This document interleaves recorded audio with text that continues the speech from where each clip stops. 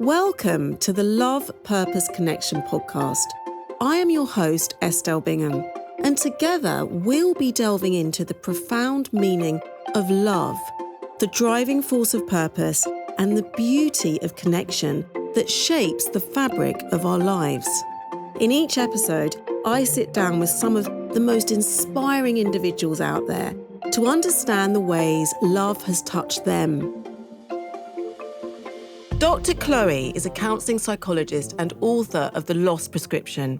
She's a guide for those navigating the invisible losses of life, the griefs that society doesn't always see, but that weigh heavily on the soul.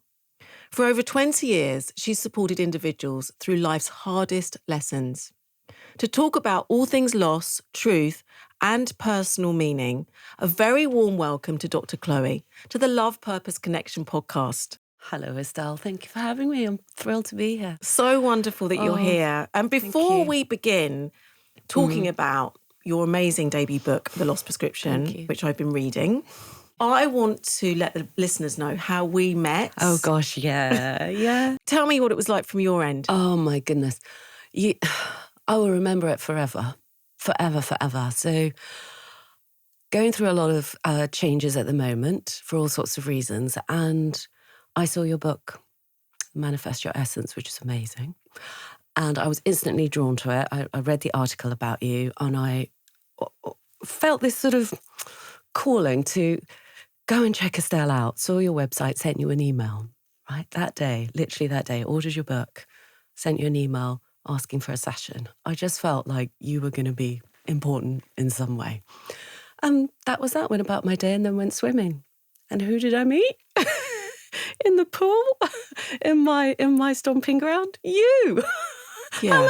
How amazing is that? It's so just amazing. Unbelievable. When I heard you chatting to that lovely man who lost his earring and you were helping him find it, and you said, "I'm Estelle from Manifest Your Essence," I thought, what? Yeah. And so I said, you're going to get into the pool and we will find this earring. Yeah. You are going to find this earring. It's happening. It's happening now. The universe has your back. Right? Yeah. And then I pointed and he saw the earring and he came out and he was like, I can't believe this. Yeah. This is so incredible. Yes. And I said, you're manifesting your true essence. Yes. And he said, I've just bought that book. And I said, wow, well, I wrote that book. I didn't know that. And what we love about that, really, is it's very human and it's really about the magic of what it means to be human. Yeah. And also some of those pieces that when we are grieving and we are so bereft and it feels like really nothing is making sense. We feel so lost in it, don't we, Chloe? Yeah, totally. I think for me, meeting you that way was a kind of affirmation that trust that the right support will come in if you value yourself enough, if you can lean in and be present. I'd had a really difficult day that day.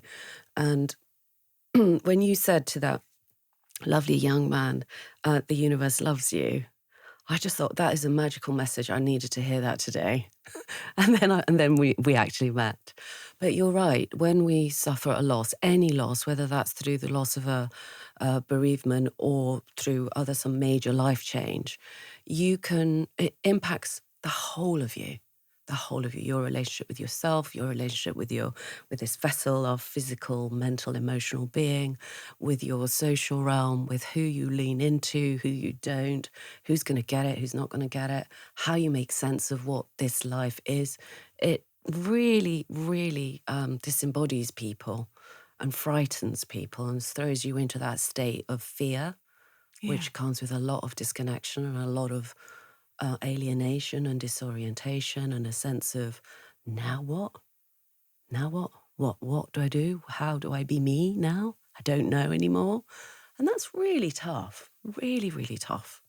I really love this book. It's, so easy to sit with, and you feel really companioned by this book. So it's just amazing. It was really, such a beautiful read. And you felt like there wasn't anything really to meet a person in their grief that's sort of out there. You decided you needed to write this book, really. Oh, gosh, yeah. Actually, the book happened in a rather magical way as well. I was invited by HarperCollins to write the book.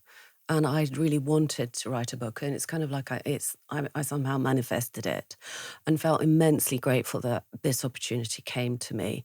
And I wrote it in a very quick time, within 6 months. It was like the book was ready to come out. And what I felt was missing is, I'm going to say a manual, but I mean lots and lots and lots of information, therapeutic tools that can help anyone coping with any kind of loss to work their way through it. Because there's a lot of misinformation out there. There's a lot, even though the amazing Elizabeth Kubler-Ross and David Kessler have said, no stages of grief, we never meant it that way. People hold on to that. And they think, okay, when I've been through my 5 stages or 7 stages, I'm going to be done. It doesn't work like that. So I wanted to normalise the impact of grief and the lifelong impact it has. That idea that grief impacts the whole of you doesn't really exist out there in as much detail as that. And the thing I hear almost every day is nobody will be with me in my grief, in my loss. We kind of don't allow people to be fragile, you know? And I mean, I can relate to that, but I also want to make a contribution to try and shift that. And that's what this book is, a companion. Which it really is. Yeah, yeah. One of the things that you say, which I love, is this idea of recovery, this idea of the 5 stages of grief or the 7 stages of grief. We kind of cling to those a little bit, don't we?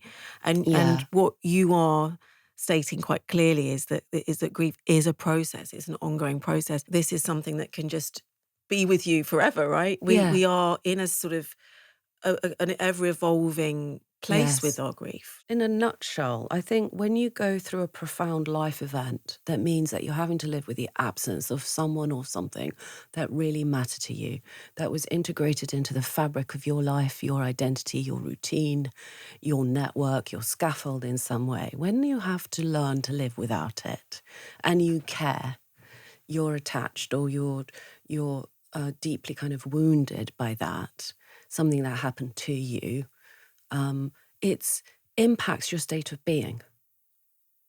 It's a sort of internal recalibration that happens. You cannot be the version of yourself you're used to being. And so it's not a problem of doing. You might be able to get up and put your outfits on and get to work and be very functional and very efficient and very productive. But what's going on inside?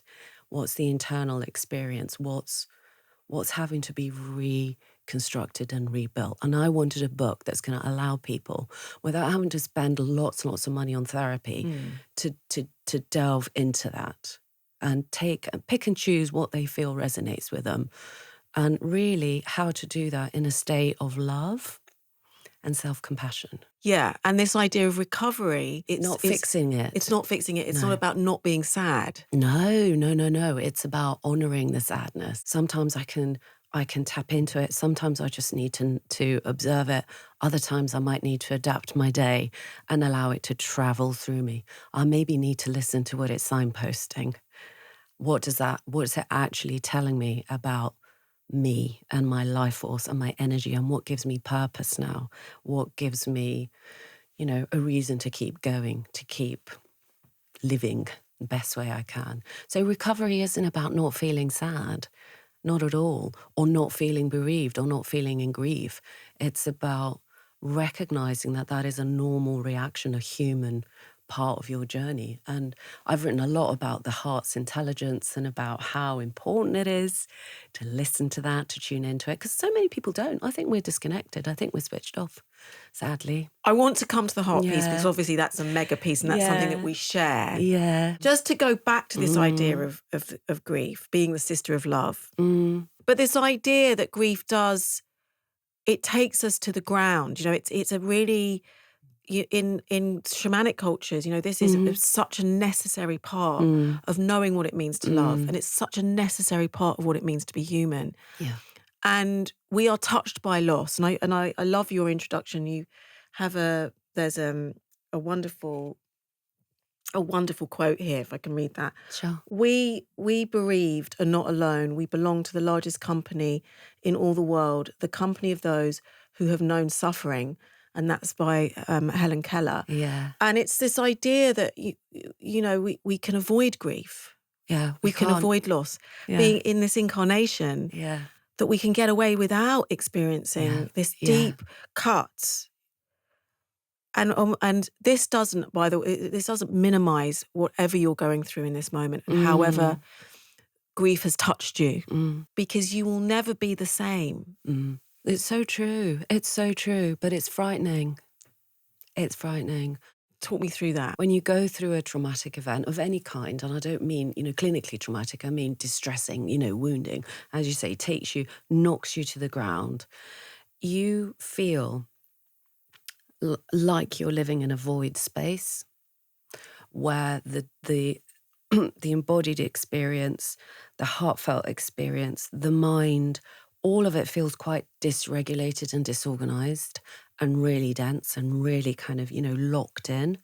And you feel quite disarmed. I know that was my experience, like quite disorientated, disarmed, really flat, really overwhelmed, really quite lost. It's like sitting in the darkness. And you have to really trust.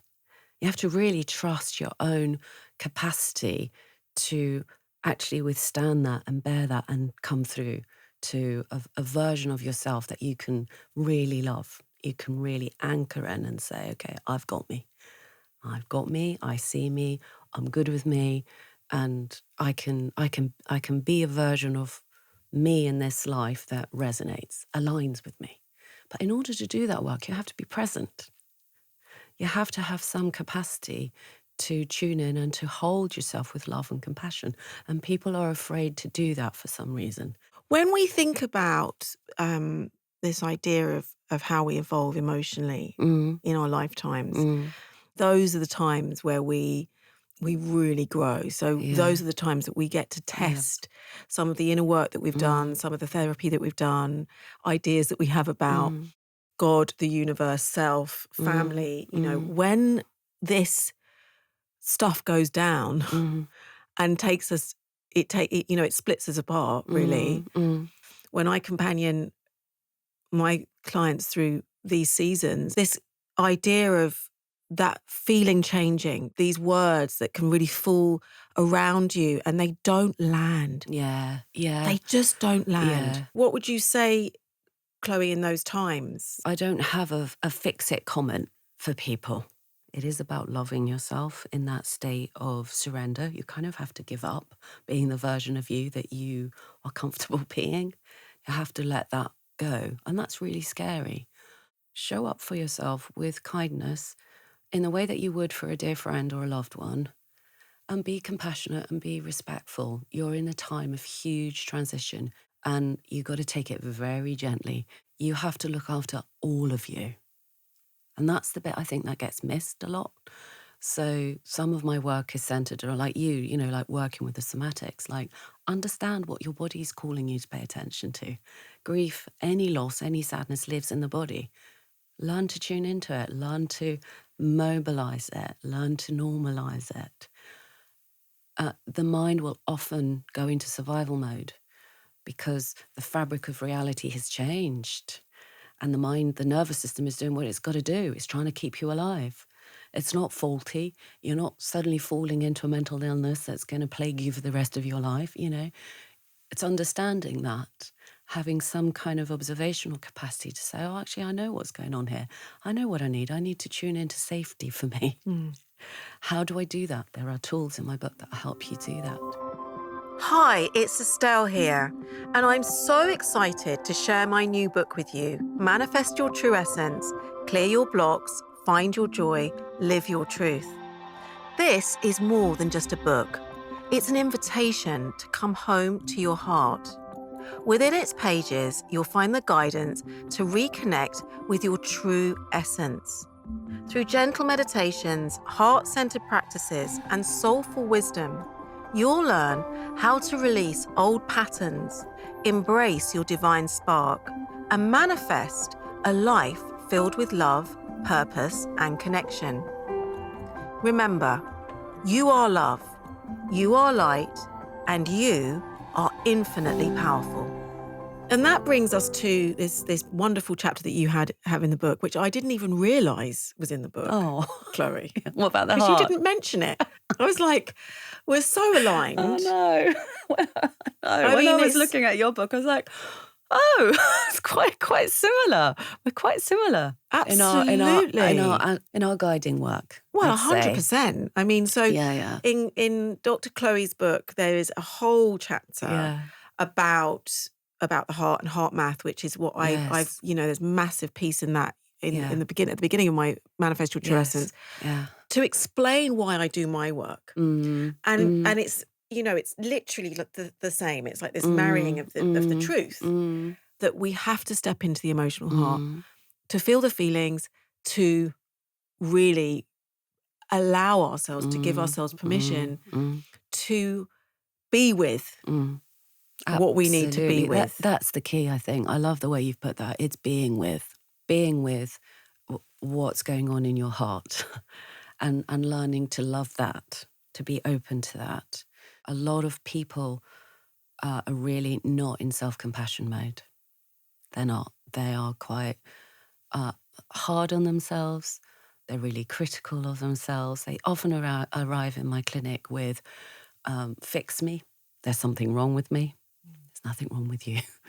It's a process of just, like breaking it all off so that you can emerge, but you can emerge in truth, in authenticity. And it's hard, this human condition, isn't it? I mean, it's really hard. Terrible things happen to really lovely people. And there is no guarantee of safety or of belonging or of growth. You have to work for it, and you have to trust that you can move through it. But the heart, I think, is the key. Is learning to tune into your heart and do it honestly. The heart is the key. Yeah, so is Chloe. Yeah. I totally agree. And what we both talk about is the fact that the heart, we now know neurocardiology. It understands the heart mind, and that the heart sends more signals to the mind. But that, like you say, the mind has these initial emotions. Yeah. That's all to do with what the brain, how the brain senses the world, the amygdala and all of that. And it's kind of responding immediately, fear, whatever's happening.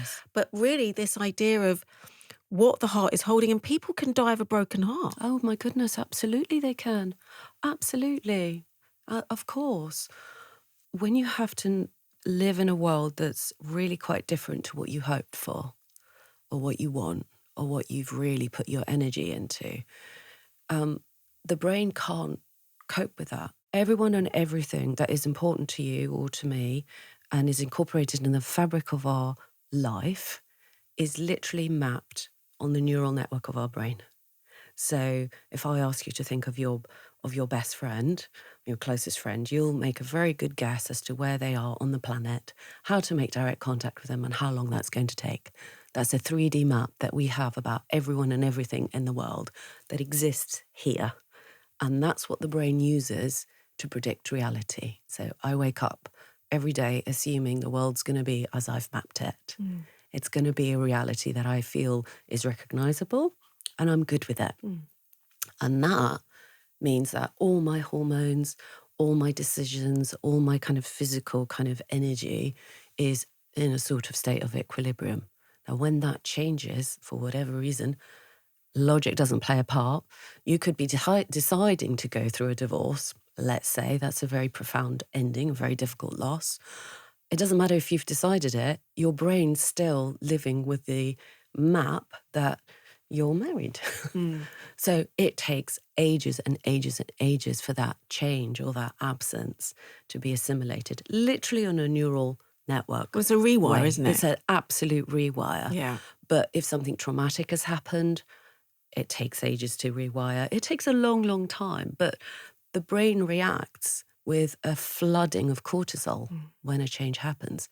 And that's why you can die of a broken heart, because the arteries can't cope with a flooding of cortisol. It's a real thing.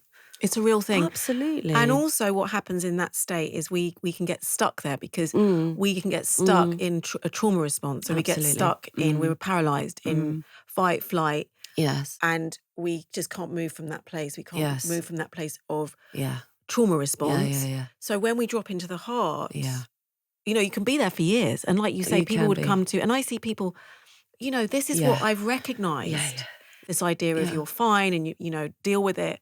So, but you're stuck, literally. Absolutely. And we don't understand when we're then in our late 20s or 20s or 30s or 40s or 50s or 60s onward, why am I unable to experience intimacy? And it's because you're stuck in a trauma response from when you were 6 years old, when your parents got divorced and no one told you, or someone was sick, or someone passed away, or something was taken from you. Absolutely. And you haven't given permission, either you haven't given permission to yourself or your family and wider community don't know how to hold you in this way. Yeah. The implicit message that so many people have suffered is what's going on for you inside of you, your emotional needs or your spiritual needs or your trauma needs are not important. So you're not safe in expressing them. And the more that happens, the more in survival mode you get trapped in. And it's that's why my book is done in the way that it is, because that's how I work anyway. Before we can get into the inner depth of what's in your heart, let's calm the body down. Yeah. Let's regulate this system that's actually trying to do its job. It's trying to keep you alive in a world that feels chaotic and unpredictable and unsafe. So I really feel it's a combination. It's a holistic approach. So mind, body, heart, and soul. You kind of need it all. You can't just do one of them. And people often think, well, I'll just logic my way through life. And you can't. No. You just can't. The heart plays a fundamental part, doesn't it? It really does. Let's talk a little bit about that and whoever's listening and this idea of, you know, you mention miscarriages, many different things, and the loss of a pet, you know, and obviously then losing family members or friends, children, you know. And I've experienced, you know, different losses when I had 3 miscarriages and I lost my father and I also lost my cousin and he passed away really quickly just before pandemic, but just after my father passed away in Barbados, he passed away from cancer, but it was very rapid. And I would say that from all of those losses, and I've been divorced and, you know, different things have happened to me, obviously through the years. But this loss of my cousin, who was like a rock to me, was, I would say, fell into that, the traumatized grief that you talk about. And that traumatized grief where the body is in just absolute shock. Yeah. And I really feel it's so important to stress that, you know, again, we're not minimizing whatever you're feeling, wherever you are on your journey and whatever you've lost. But just speaking to this, to the people who are listening and to this grief around when someone passes away before their time. We need to just and be with it and allow it because it's so huge, that grief, isn't it? Absolutely. And I find it interesting that we have one word for all loss, and not all loss is the same. It's not the same thing to lose a child and to lose a elderly grandparent, or to fall out with a really dear friend. They're all losses, but they're not the same lived experience, are they? And sudden, unexpected losses that sit outside the natural order of life as we expect it to be are absolutely devastating. It's a very particular thing to go through a traumatic grief, and I have a whole section in the book about that. I did my PhD in that. It's an area that I delve into a lot, and we need to normalize it and to humanize it.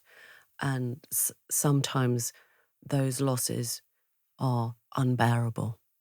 And not to diminish other losses. It's a loss that, as you say, grounds you, takes everything away from you, everything. And it is understandable to feel rage, to feel despair, to feel loneliness, to feel all sorts of negative and challenging emotions. And how do you sit with that? How do you make your peace with that? It's very, very hard work. One of the things you talk about, and again, I feel it's really important to bring that in to this conversation, is what do I have to live for? And I feel that's a really important thing to think about. One of the things that I'll never forget is the power of connection, and how, despite the horror, despite the devastation and the being in a club that you never, ever, ever wanted to be a part of, the overwhelming gratitude for the connection and new connections that can emerge is what holds people through. Love and connection. And I can't tell people what to think or what to feel, but I can reassure them that there is a way through it. And there is a way of learning to remember your loved one without it being so horrifically painful that you can't cope. People do get to that point, but it takes support and depth and a lot of energy. If we were to just give one piece of wisdom to whoever's listening around their loss in this moment from the loss prescription, what would you say would be a thing to feel or think about or do practically, or maybe there's a few tips that we can just be with? Be empathic with yourself. Take a moment every day to tune in and ask yourself, where am I at today? What's going on for me? What's the weather like inside today? What does that signpost? And if you're feeling sad, honour it. What does the sadness call you to? What do you need to do today to look after yourself? Do you need to take some time to be in grief? Do you need to engage with life? Do you need to have a laugh with someone? Do you need to light a candle? So simple strategies. What does self-care look like for you today? Be present with that. And I think my book is a calling to being compassionate, kind and compassionate to you. What about, just as our last question, grief in the collective? At the moment, we're just in so much upheaval. Everything that's happening at the moment is throwing us upside down. What do you feel about that? And how do we stabilise in these times? Yeah, I think that's a really important question. I don't think we're very good at being present with that. People often tell me that they feel silenced or othered in some way, or that they're scared, they don't know what to say, they don't know how to be, what to do, so they say nothing. And I think that's the biggest factor that I think is contributing to the levels of collective grief we're feeling. I think we're in fear a lot of the time, rather than in that sort of love, humanity. What is the shared journey here? What's the shared humanity? Why aren't we talking about that? So important in these times. Isn't it? And also to recognise the many faces of love. Love is fierce. Love is fierce grace. Love is, everything, many things. Which brings us to the Love, Purpose, Connection podcast, and also why this podcast exists and what those words mean to you. I think with love, purpose and connection, we can make a beautiful world. Powerful words. Well, let's do that. And I really hope this conversation has brought you something to just, a little bit of balm to your heart, to your soul, to your mind, wherever you are, and know that you're not alone, know that you can ask for help, know that there are many channels for help at this time, this incredible book. Thank you. And sending you so much love wherever you are too. Thank you so much for listening to Love, Purpose, Connection with me, Estelle Bingham. If you enjoyed this episode, please like and subscribe wherever you listen to your podcasts. I'd really appreciate that. And if you really liked it, then leave me a review so I can keep doing what I love, healing one heart at a time. You can also follow me, Estelle.Bingham, on Instagram to keep up to date with all the latest releases. If you feel in need of some extra guidance, then my book, Manifest Your True Essence, could be helpful. You can find it online or in any major bookshop. In the meantime, thanks again for listening, thanks again for watching, and I will join you on the next episode of the Love Purpose Connection podcast.